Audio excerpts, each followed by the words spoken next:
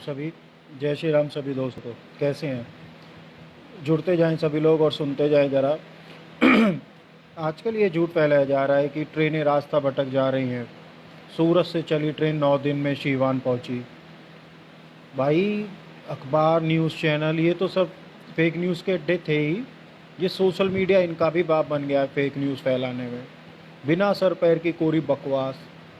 पता है, पहले तो ये बात जान लो आप लोग कि ट्रेन किसी पटरी पर चलेगी, कहाँ जाएगी, ये ट्रेन ड्राइवर नहीं बल्कि स्टेशन मास्टर तय करता है, वो भी कंट्रोलर के आदेश पे। पटरी का रूट भी कंट्रोलर ही बनाता है, ड्राइवर तो सिर्फ सिग्नल का पालन करता है। अगर तय रूट में कोई डाइवर्जन है तो सबसे पहले ये देखा जाता है कि जिस नए रूट पे ट्रेन जा रही है, ड्राइवर उस रूट से परिचित है या नहीं है। अगर नहीं है तो स्टेशन उस इंजन में एक अतिरिक्त ड्राइवर तैनात करेगा जो उस रूट से परिचित हो, उस रूट को जानता हो।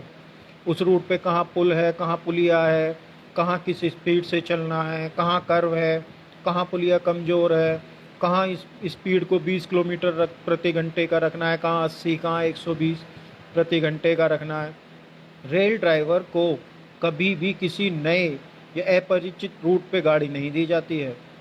पता है आप लोगों को, बहुत रेयर हो जाए कि ऐसा हो कि इस रूट के मामले में गड़बड़ हो जाए। वो गड़बड़ भी ड्राइवर से नहीं होती, वो जो असिस्टेंट स्टेशन मास्टर होता है उसकी कोई हल्की चूक या गलती हो जाए तब ट्रेन रूट गड़बड़ करती है, ट्रेन रूट से अलग चली जाती है। ऐसा पता है, मैं एक बार का उदाहरण देता हूँ आप लोगों को। 30 साल पहले कुरुक्षेत्र पे हुआ था, जब अमृतसर जाने वाली ट्रेन गलती से कैथल रूट की तरफ चली गई थी। लेकिन रूट बदलते ही तुरंत ड्राइवर ने ट्रेन रोक ली और एएसएम से कांटेक्ट किया। गलती सुधारी गई, ट्रेन को वापस प्लेटफॉर्म की तरफ लाया गया और फिर वहाँ से फिर अमृतसर रूट की तरफ ली गई। पता है, ये जान लो सबसे पहले तो आप लोग कि ट्रेन को सिर्फ एक ड्राइवर नहीं चला रहा होता है।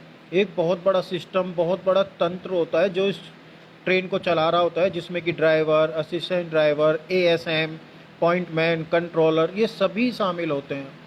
और कंट्रोलर ही तय करता है कि कौन सी ट्रेन कहाँ रुकेगी, किस ट्रेन को पास देगी, किस रूट से जाएगी। गलती पता है किसी एक इंसान से तो चलो हो गया, मान ली कि हो जाती है या हो गई होगी। क्या पूरा सिस्टम ही अफीम खा के काम नहीं करता है यहाँ पे?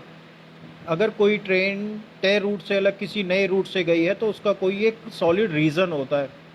और पता है, ये डिसीजन भी ना एक ऐसे नहीं है हम तुमने बस बोल दिया और ले लिया।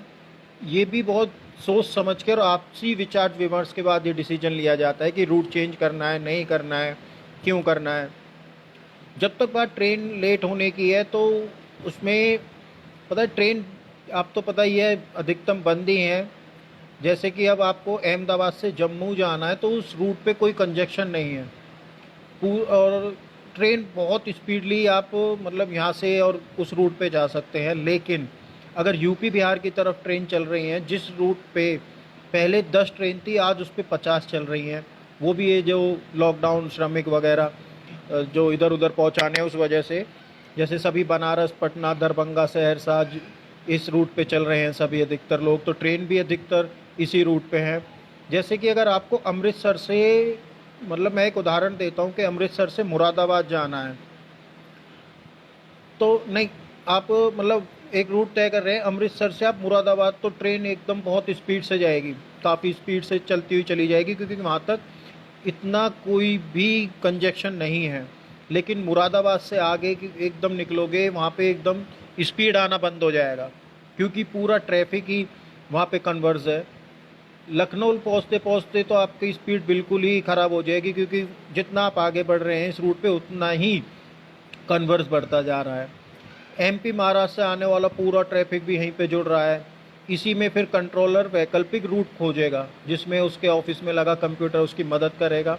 वो देखेगा कि नए रूट की क्या हालत है, कहाँ पे कितनी भीड़ है, किस रूट पे कितनी ट्रेनें हैं, सिंगल लाइन है कि डबल है। फिर ये देखेगा कि ट्रेन के ड्राइवर का उस रूट से परिचित है या नहीं है। अगर नहीं है तो फिर एक अतिरिक्त ड्राइवर का अरेंजमेंट किया जाएगा, फिर उसको इंजन में बैठाया जाएगा ड्राइवर के साथ, तब ट्रेन आगे चलेगी।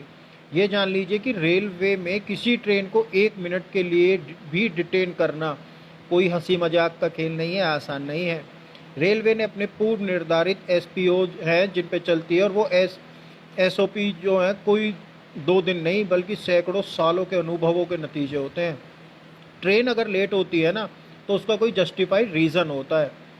ऐसा नहीं होता कि ड्राइवर ने भांग खा ली और वो सो गया और ट्रेन लेट हो गई, या ड्राइवर नशे में है और दूसरे रूट पे। ये तुम्हारी कोई 4 पहिए की गाड़ी नहीं है कि कोई किधर भी लेके निकल गया, रूट भूल गए, रास्ता भूल गए, रास्ते में रुक गए, लेट हो गए। और सबसे बड़ी बात, आप रेलवे की साइट पढ़ें, रेलवे की न्यूज़ पढ़ें। खुद रेलवे ने स्पष्टीकरण दे दिया है कि ये सब झूठी खबर है, ये सब झूठ फैलाया जा रहा है। तो दोस्तों मान लिया आप लोग विरोधी हैं, विपक्षी हैं, सब कुछ हैं, विरोध करना, आलोचना करना आपका एक दायित्व बन चुका है, एक अधिकार बन चुका है, उससे मैं आपको नहीं रोक रहा हूँ।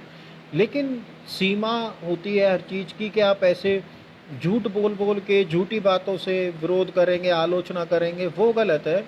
अपनी आलोचनाओं को, अपने विरोधों को भी इस तरह से रखो कि वो सत्यता के साथ हों, ताकि आपके विरोध करने के तरीके, आपकी आलोचना करने के तरीके और आपके जो विरोध और आलोचना है इनकी भी गंभीरता बनी रहे। ये नहीं कि लोग आपको पागल कहें, यार ये तो कुछ भी बोलता है।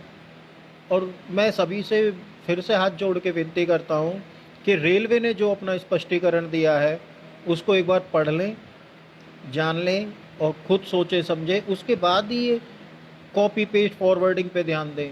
बस कुछ भी मैसेज व्हाट्सएप पे आ गया, फेसबुक पे दिख गया, कॉपी किया, पेस्ट कर दिया, फॉरवर्ड कर दिया, खुद की बुद्धि नहीं लगाई कि क्या ये सच है, नहीं है, सच हो भी सकता है या नहीं हो सकता है। क्यों बेवकूफ़ों वाली हरकतें करते हैं। तो दोस्तों मैं फिर से दोहरा रहा हूँ, ये कॉपी पेस्ट फॉरवर्ड वाला सिस्टम सुधारो, अपनी बुद्धि लगाया करो कुछ भी आगे करने से पहले। और ये ऐसा कुछ नहीं हुआ है कि कोई ट्रेन इतना इतना दिन लेट पहुंच रही है कि सूरत से चल के 9 दिन में सीवान पहुंची। तो एक बार आप पढ़ लें और जानकारी ले लें, उसके बाद ही आगे की कार्रवाई करें। जय श्री राम सभी को।